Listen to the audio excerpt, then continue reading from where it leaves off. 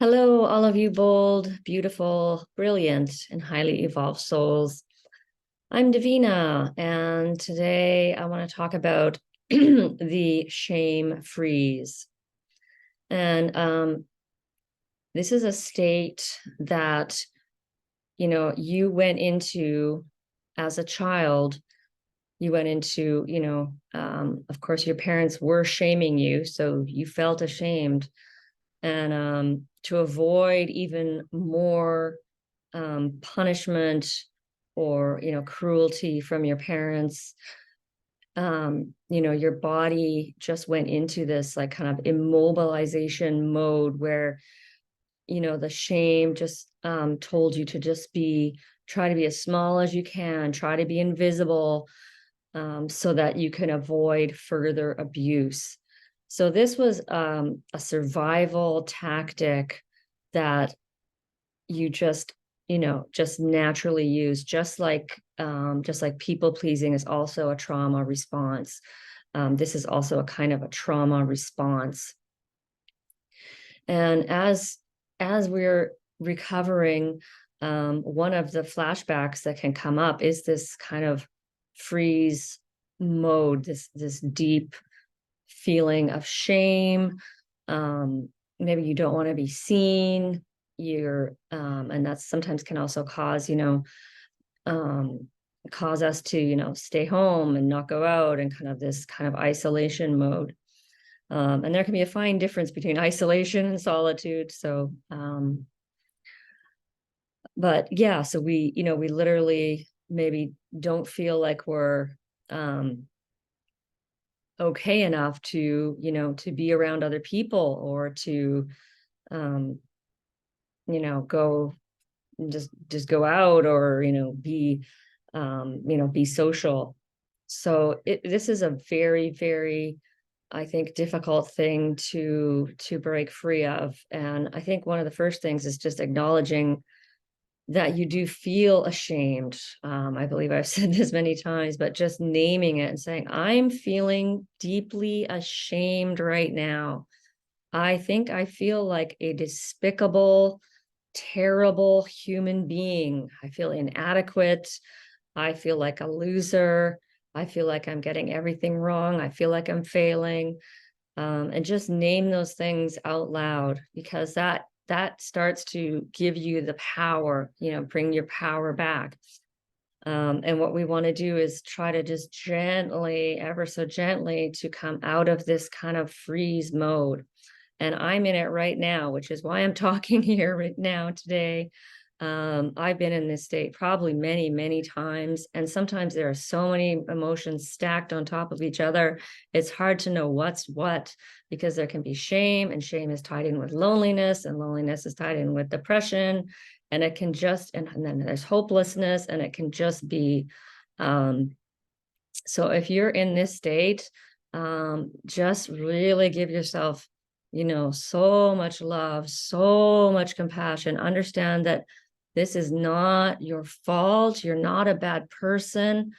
It's the shame and the self-blame often get kind of mixed together, that feeling like you were the cause of the abuse. You were that you deserved it or something for just being innately unworthy. But this is not true, right? And I guess some of the images that I bring to mind to really get across to myself how damaging this was is that this, I mentioned, I think in one of my last videos, that this is like, it's like psychological rape. If you can imagine someone, being raped over and over and over and over again for years, what that would do to that person and how that person would feel. Like narcissists are like just like vampires, and they just like they'll just keep you alive enough so that they can draw that blood from you, get that energy from you, get that boost for their ego. And they're just addicts. They don't give a damn about They really don't give, parents really don't give a damn about, narcissistic parents don't give a damn about their children. They really don't. So anyway, I just want to get across the point that it wasn't your fault, and just to emphasize that this is, yeah, this is something that happened to you, and there was nothing you could have done to stop it, and that you were a victim, and now you are a survivor, and yeah, so it's I've probably been in and out of this shame freeze for probably years. I mean, really, I don't know. I'm thinking maybe 11 years I've been in and out of this. And it's been very strong recently. But my point is to very, very gently, and you never have to push anything. You never have to like should yourself. Well, should I be doing this? And should I be doing this? And if I get it wrong, that's another thing that kind of twists in with the shame, is I'm getting it wrong.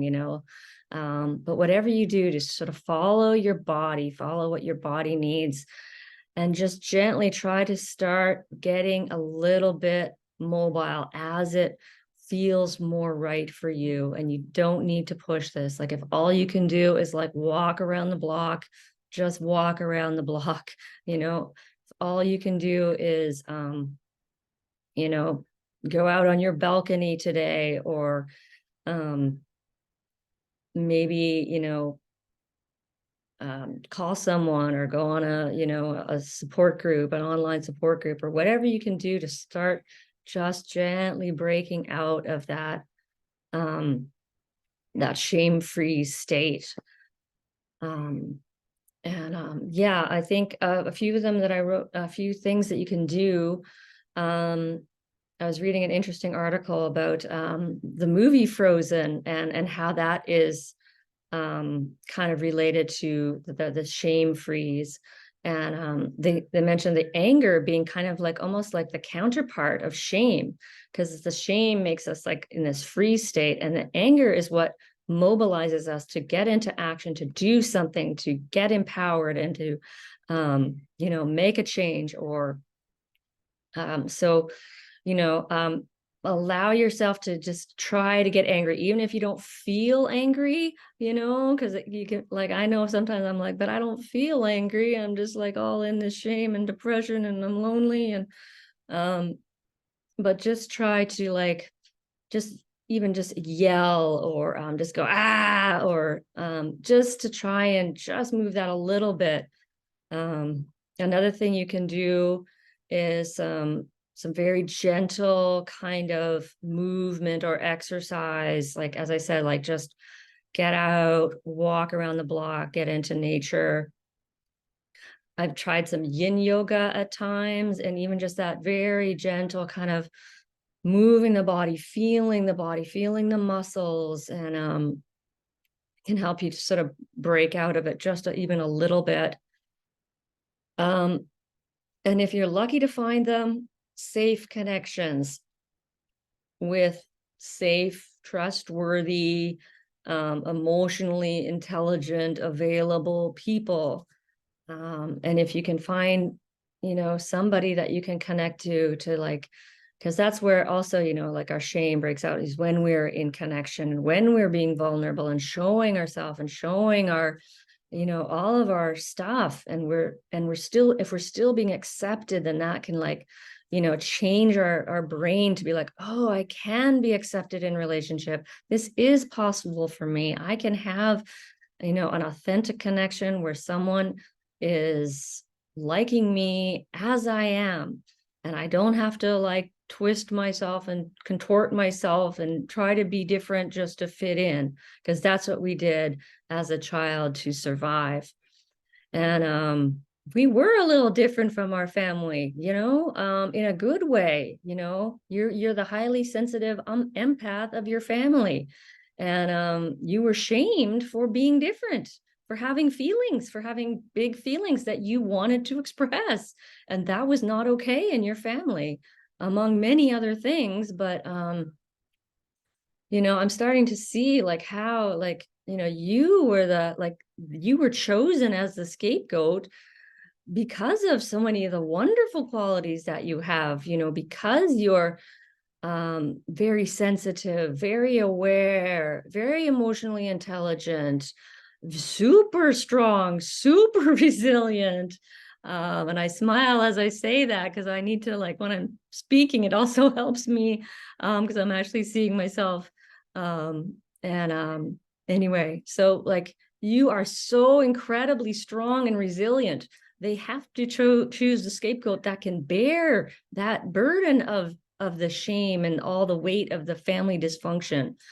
So just, you know, also remind yourself of who you really are, not who your family, like, they projected all their crap on you, right? That's not who you really are. You know, you're so powerful. You're really powerful, and you might be a change maker in this world. Um, you know, you might be a trailblazer. And yeah, so, you know, your strength, your resiliency, you have great empathy, you have great capacity to connect with others. You know, you're super thoughtful, deeply caring. Remember these things about yourself. You're creative, you're spontaneous, you know, confident, and these are this is, you know, at least for me, this is how I would describe myself. And you can tell me if you relate to some of these things. And yeah, I'd love to hear your comments below. Um, yeah, anything you have on, if this is a familiar thing for you, I'm happy to hear your thoughts or ideas or feedback. So yeah, I'm wishing you many, many blessings on your journey of healing and awakening. And I am Davina at Boldness Blooming.